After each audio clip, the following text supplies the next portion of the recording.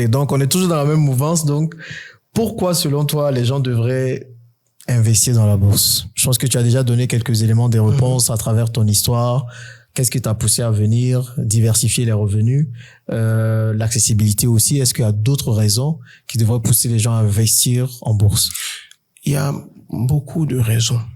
Si je prends, par exemple, l'idée de quelqu'un qui veut investir et ne pas se faire arnaquer, on peut travailler sur cette idée-là. Aujourd'hui, comme je dis, on a eu beaucoup d'arnaques en Côte d'Ivoire. Et pas qu'en Côte d'Ivoire, en Afrique. Voilà.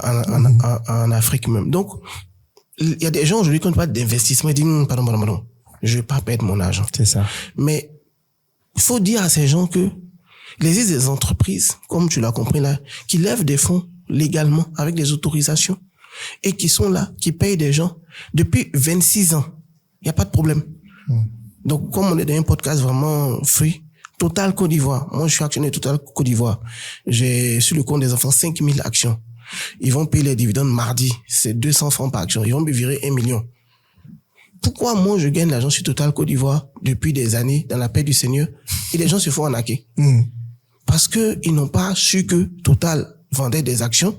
Ils ont préféré des gens qui avaient des voitures, finalement, qui n'avaient pas forcément des plantations qui n'existaient pas, tu vois. Ça. Donc, la bourse vient comme une solution d'investissement légale, fiable, disponible pour tous ceux qui voulaient investir et qui avaient peur de se faire arnaquer. Mais le problème, est-ce que c'est pas parce que on trouve aussi la bourse un peu lente? Ça dépend de la stratégie que tu mets en place. En Afrique, on veut avoir l'argent rapidement et en se disant qu'on investit en bourse, ça c'est un autre sujet. Mais ça dépend de la stratégie que tu mets en place. Tu peux faire du trading en bourse. Et je n'invente pas le mot. Ok, ça c'est bien. C'est bien que t'en parles. Voilà. On va se dire, bon, les gens de la diaspora nous regardent, les gens aussi du pays, de l'Afrique. Pour quelqu'un qui n'a jamais fait de bourse, qui travaille, il y a des gens qui sont ingénieurs, d'autres qui ne le sont pas, donc qui est très occupé, qui travaille. S'il veut investir en bourse, comment il peut le faire? Et qu'est-ce qu'il doit le faire? Et qu'est-ce qu'il doit faire? Déjà, la démarche est la même pour tout le monde. D'accord. Tu ouvres un compte titre. D'accord. Un compte titre, c'est le compte pour les opérations de bourse.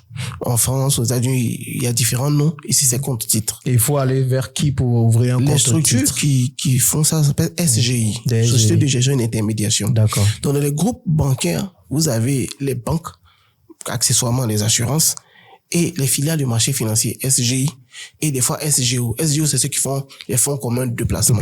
Donc, dans la plupart des groupes, si vous êtes à Société Générale, BNP, NCA, il y a des filiales. Donc, on peut pas citer ici les noms, parce que c'est un podcast neutre, mais tous les groupes que vous voyez là, ils ont des filiales marché financier.